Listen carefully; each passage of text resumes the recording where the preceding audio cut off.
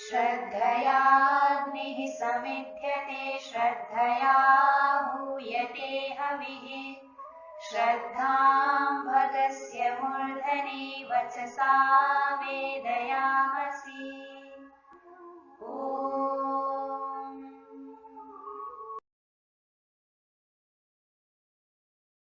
नमस्ते जी। ये ही संस्कृतम शिक्षे मही में आप सभी का हार्दिक स्वागत है। पिछली कक्षाओं को आपने देखा है, सुना है, पर आशा करती हूँ कि अच्छी तरह से याद भी कर लिया होगा। अच्छी तरह से याद करने का अर्थ है मातृभाषा जिस प्रकार सहजता से उपस्थित हो जाती है, वैसे ही पिछली 4 कक्षाओं में सिखाई हुई बातें भी सहजता से उपस्थित हो जाना। यदि सहजता से उपस्थित नहीं हो पा रहा है, याद करना पड़ रहा है, तो कृपया आवृत्ति करें। बार बार आवृत्ति करने से संस्कृत भी सहज हो जाएगी। जो भी बातें अब तक सिखाई गई हैं और आगे कक्षाओं में सिखाई जाएंगी, उन सभी को आप आवृत्ति करके यदि सहज बना लेंगे तो यह संस्कृत भाषा आपके लिए हमेशा ही सरल और सरस बनी रहेगी। अतः निवेदन है कि संस्कृत के लिए प्रतिदिन थोड़ा समय निकालें और संस्कृत के कक्षाओं में जो भी बताया जा रहा है उनकी सतत आवृत्ति करते रहें। तो आइए अगली कक्षा की ओर आगे बढ़ने से पहले पिछली कक्षा की हम थोड़ी आवृत्ति कर लेते हैं।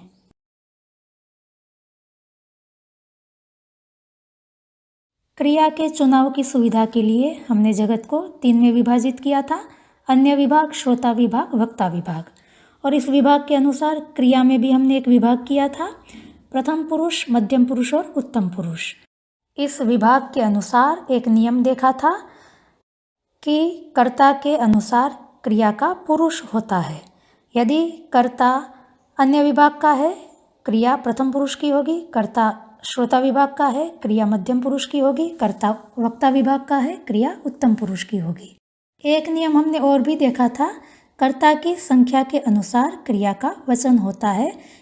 इन 2 नियमों के आधार पर हमने क्रिया का चयन किया था।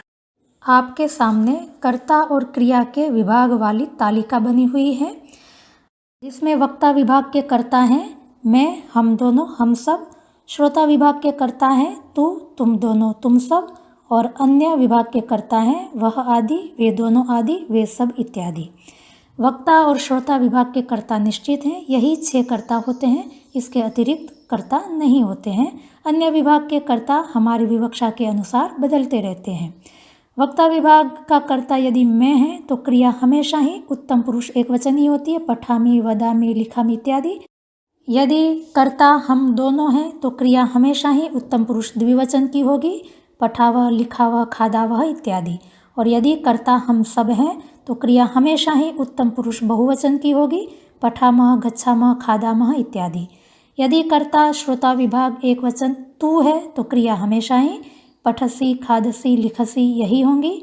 यदि कर्ता हमारा तुम दोनों है तो क्रिया हमेशा पठथः, लिखथः, खादथः इत्यादि होंगी। और यदि कर्ता तुम सब हैं तो क्रिया पठथः, खादथः, गच्छथः इत्यादि ही होंगी। इन 6 कर्ता से अतिरिक्त कोई भी कर्ता हो तो अन्य विभाग का माना जाएगा। और यदि संख्या में 1 है तो क्रिया पठती, खादती, लिखती यही होंगी। यदि संख्या में 2 हैं तो क्रिया पठतः, खादतः, लिखतः यही होंगी। और यदि संख्या में 3 या 3 से ज़्यादा हैं तो क्रिया गच्छन्ति, खादन्ति, पठन्ति यही होंगी। आज हम देखेंगे कर्ता का अनुवाद कैसे करना है। तो जैसे अभी थोड़ी देर पहले मैंने बताया था, वक्ता और श्रोता विभाग के कर्ता निश्चित हैं। वक्ता विभाग एक वचन में मैं, द्विवचन में हम दोनों और बहुवचन में हम सब यही करता रहते हैं। और श्रोता विभाग के कर्ता एक वचन में तू, द्विवचन में तुम दोनों और बहुवचन में तुम सब यही होते हैं। तो आइए देखते हैं इनको संस्कृत में क्या कहते हैं। यह हमारी शब्दरूप संचिका है। संचिका अर्थात कापी, नोटबुक। आइए देखते हैं इसमें क्या लिखा है। वक्ता विभाग एक वचन का कर्ता मैं, संस्कृत में उसको अहम कहते हैं। वक्ता विभाग द्विवचन का कर्ता हम दोनों, संस्कृत में आवाम कहते हैं। और बहुवचन का कर्ता हम सबको वयम कहते हैं। श्रोता विभाग एक वचन का कर्ता तू, संस्कृत में त्वम कहेंगे। द्विवचन का कर्ता तुम दोनों, संस्कृत में युवाम कहेंगे। और बहुवचन के कर्ता तुम सबको संस्कृत में यूयम कहेंगे। हमने जो वाक्य देखे थे उसमें अन्य विभाग के वाक्यों में पुल्लिंग और स्त्रीलिंग दो कर्ता थे। पुल्लिंग का जो कर्ता था वह, उसको संस्कृत में कहेंगे सह। द्विवचन का कर्ता वे दोनों, संस्कृत में अनुवाद होगा तौ। और बहुवचन के कर्ता वे सब का अनुवाद होगा ते। यदि यही कर्ता वह, वे दोनों, वे सब स्त्री के वाचक हैं अर्थात स्त्रीलिंग में हैं तो वह का अनुवाद होगा सा, वे दोनों का अनुवाद होगा ते और वे सब का अनुवाद होगा ताहा। वक्ता विभाग के हमारे वाक्य थे मैं पढ़ता हूँ, पढ़ती हूँ। क्रिया का अनुवाद है पठामी। मैं को संस्कृत में अहम कहेंगे, अतः वाक्य का अनुवाद होगा अहम पठामी। दूसरा वाक्य था मैं जा रहा हूँ, जा रही हूँ। क्रिया का अनुवाद है गच्छामी। मैं की जगह पर संस्कृत में अहम का प्रयोग होगा, अतः वाक्य का अनुवाद होगा अहम गच्छामी। अगला वाक्य है हम दोनों पढ़ते हैं, पढ़ती हैं। क्रिया है पठावह। हम दोनों के लिए संस्कृत में आवाम शब्द का प्रयोग होगा, अतः संस्कृत में अनुवाद बनेगा आवाम पठावह। हम दोनों लिख रहे हैं, लिख रही हैं। क्रिया है लिखावह।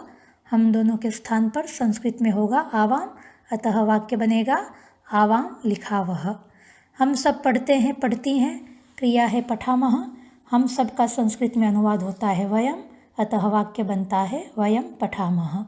हम सब खा रहे हैं, खा रही हैं। क्रिया है खादामह। हम सब का अनुवाद है वयम, अतः वाक्य बनेगा वयम खादामह। श्रोता विभाग के वाक्यों को देखेंगे। तू पढ़ता है, पढ़ती है। क्रिया है पठसी। तू का संस्कृत में अनुवाद होता है त्वम, अतः वाक्य बनेगा त्वम पठसी। तू पी रहा है, पी रही है। क्रिया है पिबसी। तू के लिए त्वम शब्द का प्रयोग करना है, अतः अनुवाद होगा त्वम पिबसी। तुम दोनों पढ़ते हो, पढ़ती हो। क्रिया है पठतः। तुम दोनों के लिए संस्कृत में शब्द होगा युवाम, अतः वाक्य बनेगा युवाम पठतः। तुम दोनों आ रहे हो, आ रही हो। क्रिया है आगच्छतः।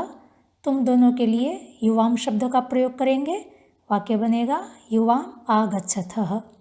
तुम सब पढ़ते हो, पढ़ती हो। क्रिया है पठतः। तुम सबका संस्कृत में अनुवाद होता है यूयम, अतः वाक्य बनेगा यूयम पठतः। तुम सब बोल रहे हो, बोल रही हो। क्रिया है वदथ। तुम सब के लिए शब्द है यूयम, अतः वाक्य बनेगा यूयम वदथ।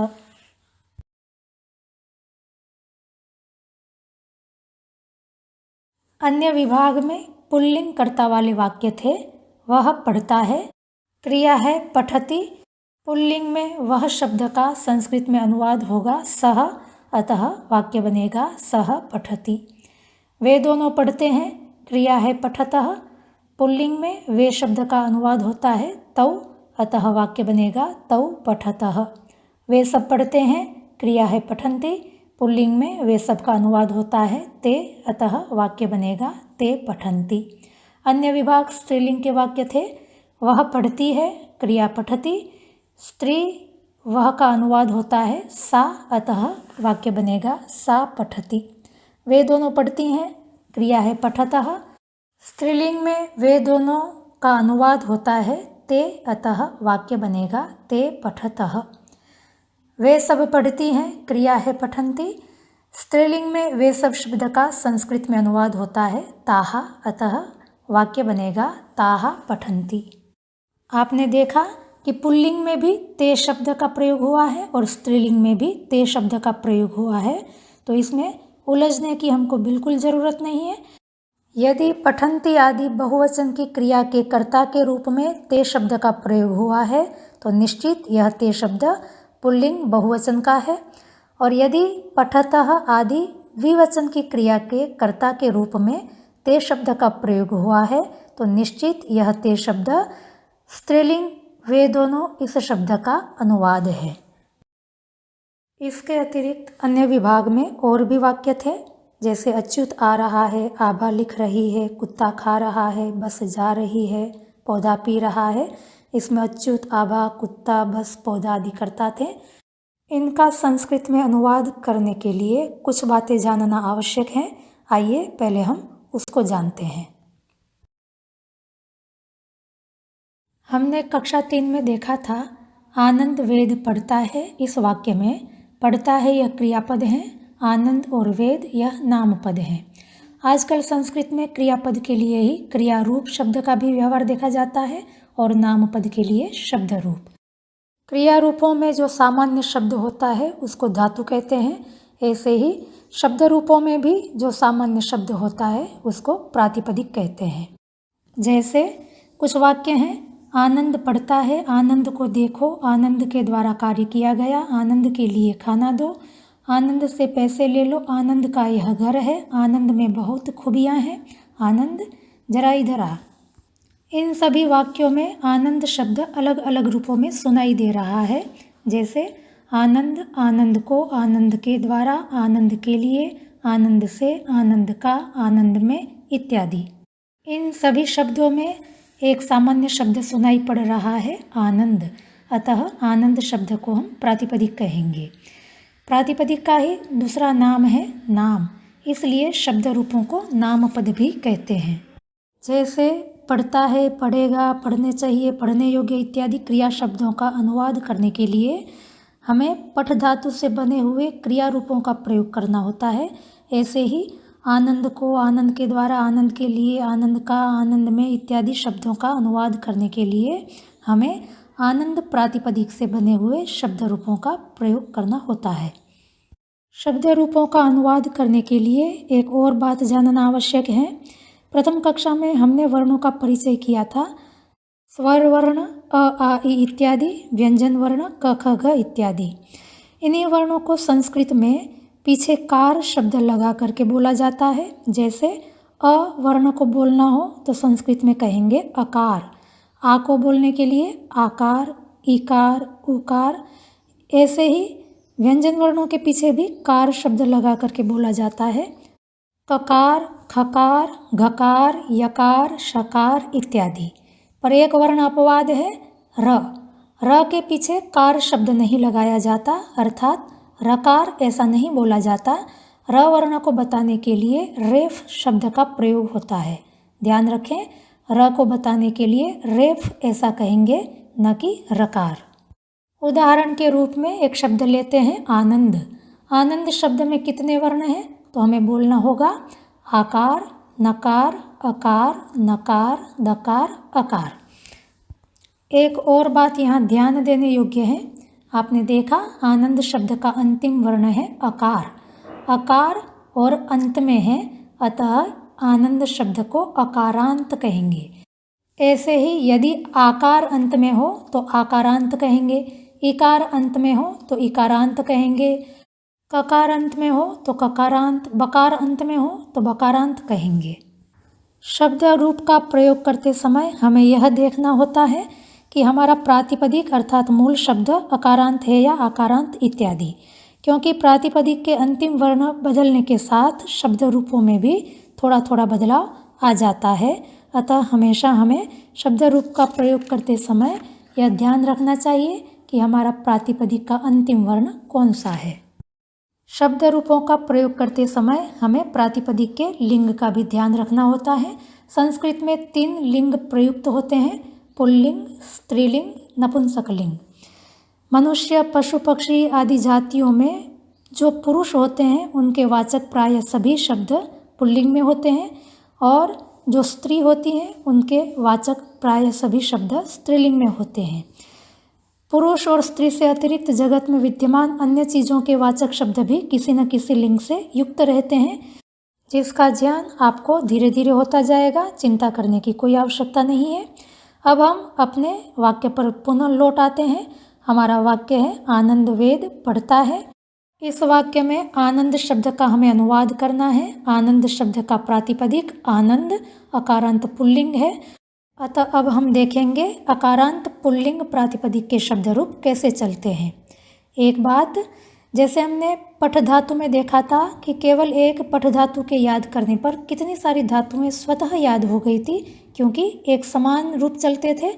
ऐसे ही जितने भी अकारांत पुल्लिंग शब्द हैं, उन सभी अकारांत पुल्लिंग शब्दों के रूप एक समान चलते हैं। कोई एक शब्द के रूप याद करने पर बाकी के सारे शब्द स्वतः ही याद हो जाते हैं। तो आइए सरलता की दृष्टि से अकारांत पुल्लिंग के रूपों को सीखने के लिए हम सबसे पहले बालक शब्द के रूपों को देखते हैं।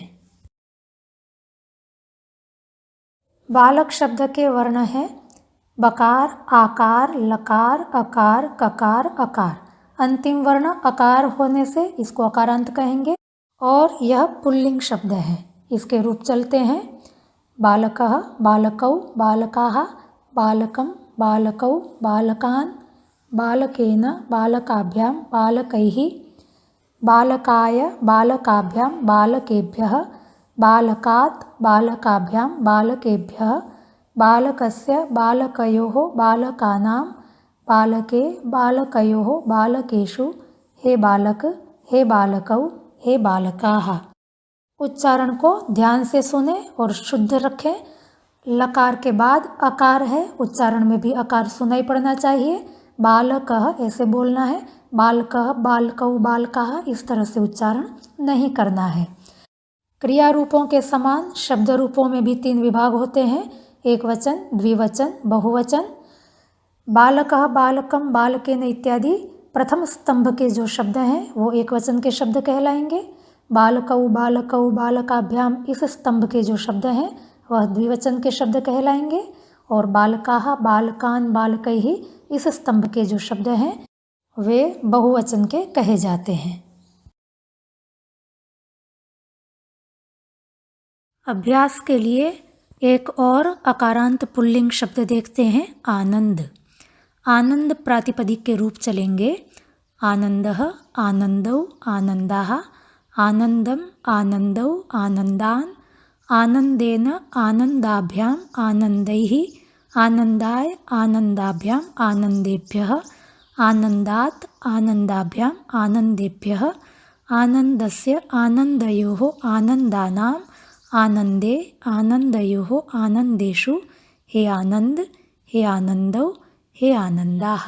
इसमें भी आप देखेंगे एक वचन, द्विवचन, बहुवचन 3 विभाग किए हुए हैं। एक और अकारांत पुल्लिंग शब्द देखते हैं श्याम। ध्यान रहे तालव्य शकार का उच्चारण करना है श्याम। तालु को जिभ छुआते हुए बोलेंगे। आप भी मेरे साथ बोलिए श्यामः, श्यामौ, श्यामाः, श्यामं, श्यामौ, श्यामान्, श्यामेन, श्यामाभ्यां, श्यामैः, श्यामाय, श्यामाभ्यां, श्यामेभ्यः, श्यामात्, श्यामाभ्यां, श्यामेभ्यः, श्यामस्य, श्यामयोः, श्यामानां, श्यामे, श्यामयोः, श्यामेषु, हे श्याम, हे श्यामौ, हे श्यामाः।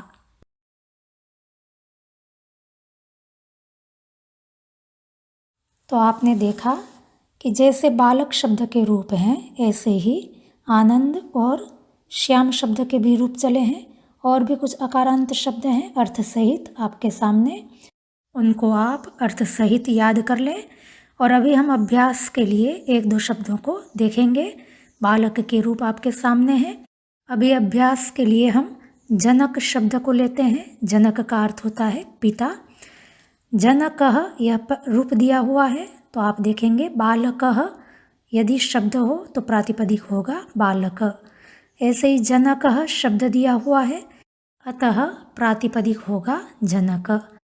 बालक के रूप देखते जाएं और मेरे साथ बोलें जनकः, जनकौ, जनकाः, जनकं, जनकौ, जनकान्, जनकेन, जनकाभ्यां, जनकैः, जनकाय, जनकाभ्यां, जनकेभ्यः, जनकात्, जनकाभ्यां, जनकेभ्यः, जनकस्य, जनकयोः, जनकानां, जनके, जनकयोः, जनकेषु, हे जनक, हे जनकौ, हे जनकाः।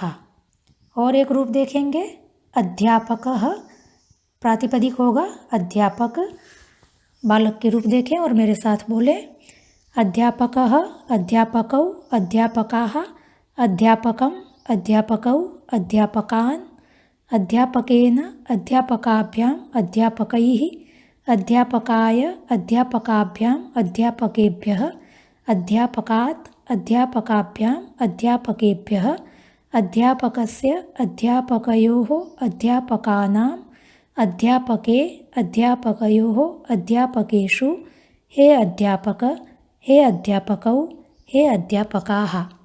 इस प्रकार सभी शब्दों को याद करना है, पर सबसे पहले बालक के रूपों को अच्छी तरह से याद कर लें। उतना पक्का कर लें कि एक ही सांस में बिना गलती किए, बिना अटके सारे शब्द रूप हम बोल सकें। उसके बाद ही आपको दूसरे रूपों का अभ्यास करना है और बोलते हुए अभ्यास करना है, मन में अभ्यास नहीं करना। यदि मन में ही अभ्यास करते रहेंगे तो संस्कृत भाषा बोलने में कठिनाई होगी। अतः जो भी अभ्यास करें हम बोल करके करें। इतना भी नहीं बोलना कि दूसरे व्यक्ति को समस्या हो जाए, पर हाँ, मुंह चलना चाहिए, जिह्वा चलनी चाहिए। तो आज का पाठ यहीं तक रखते हैं। यदि आपको कहीं कुछ समझने में कठिनाई आई हो तो आप हमें कमेंट बॉक्स में अवश्य सूचित करें।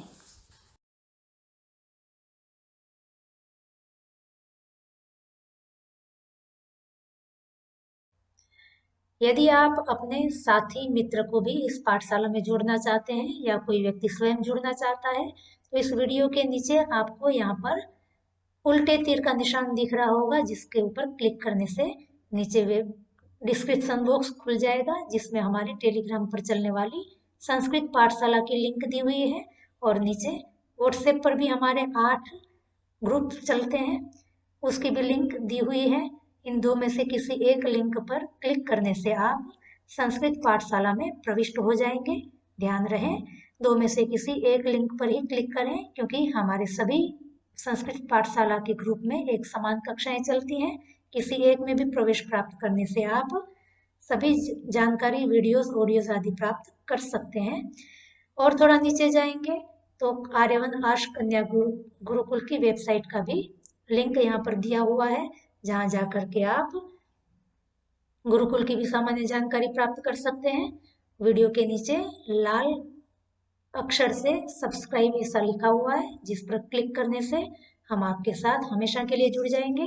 बगल में बेल आइकन भी दिया हुआ है, इसको भी क्लिक कर सकते हैं, तो समय पर आपको नोटिफिकेशंस मिलते रहेंगे। जब भी हम हमारे चैनल पर संस्कृत के अतिरिक्त और भी कोई वीडियोस अपलोड करेंगे तो उसकी भी जानकारी की आपको समय पर मिलती रहेगी।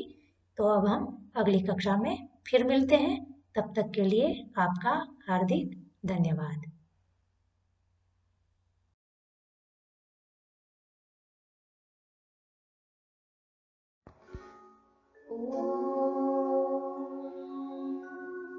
श्रद्धां प्रातर्हवामहे श्रद्धां मध्यं दिनं परि श्रद्धां सूर्यस्य निमृचे श्रद्धे श्रद्धापये हनः। ॐ